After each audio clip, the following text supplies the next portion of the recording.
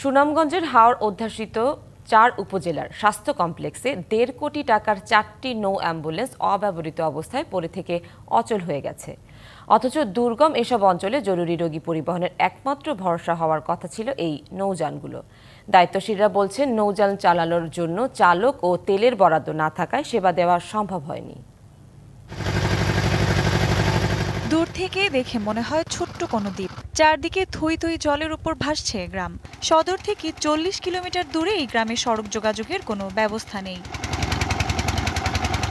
সুনামগঞ্জের টাঙ্গুয়ার হাওর পাড়ের দুর্গম গ্রাম শিবরামপুর। গ্রামের বাসিন্দাদের উপজেলা সদরে যাতায়াতের একমাত্র বাহন নৌকা।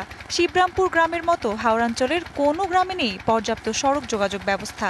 বিশেষত বর্ষা মৌসুমে পড়তে হয় চরম বিপাকে। অনেক সময় রোগী নিয়ে সদর হাসপাতালে যেতেও দেখা দেয় বিপত্তি। এইসব চিন্তা থেকে ২০১৩ সাল থেকে তাহিরপুর, জামালগঞ্জ, শাল্লা ও ধর্মপাশা উপজেলার জন্য ধাপে ধাপে ৪টি নৌ অ্যাম্বুলেন্স কেনে সরকার। যদিও দুর্গম হাওরবাসীর আশীর্বাদ হওয়ার কথা থাকলেও বিকল হয়ে সেগুলোর ঠাঁই হয়েছে পানির নিচে। কালার এক্সপার্ট, জর্জ স্যাপ এবং মাইল্ড অন হ্যান্ডস টেকনোলজি সমৃদ্ধ অরিক্স ক্রিস্টাল ওয়াশ আপনার লন্ড্রি এক্সপার্ট। ডেলিভারি রোগী জরুরি রোগী হইলে তো আমরা রাত্রেবেলা হলে তো আমরা লয়ে যাওয়ার কোনো ক্ষমতা নাই। এই অ্যাম্বুলেন্স আমরা কোনো সময় আমরা দেখছেও না, জানিও না। কে যাবার পর্যন্ত এগুলো ব্যবহার কোনো সময় আমরা দেখিনি। এগুলা পানিতে রাইকে আস্তে আস্তে এগুলা ধ্বংস হয়ে গেল। নৌ অ্যাম্বুলেন্সগুলোর কোনোটি বিকল হয়ে পড়ে আছে স্বাস্থ্য কমপ্লেক্সের সামনে, আবার কোনোটি জংধরা অবস্থায় পড়ে আছে ঝোপঝাড়ে। হাওরবাসীর সেবায় এসব নৌ অ্যাম্বুলেন্স দ্রুত চালুর দাবি সচেতন মহলের।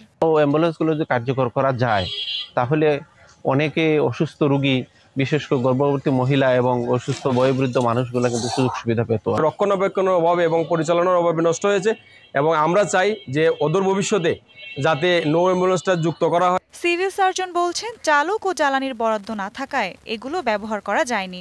এখন পর্যন্ত আমাদের কাছে যে তথ্য, সেগুলোর মেয়াদ চলে গেছে, ইতিমধ্যেই লাইফ টাইম পার হয়ে গেছে এবং ইউজের পর্যায়ে আর এই মধ্যে নাই।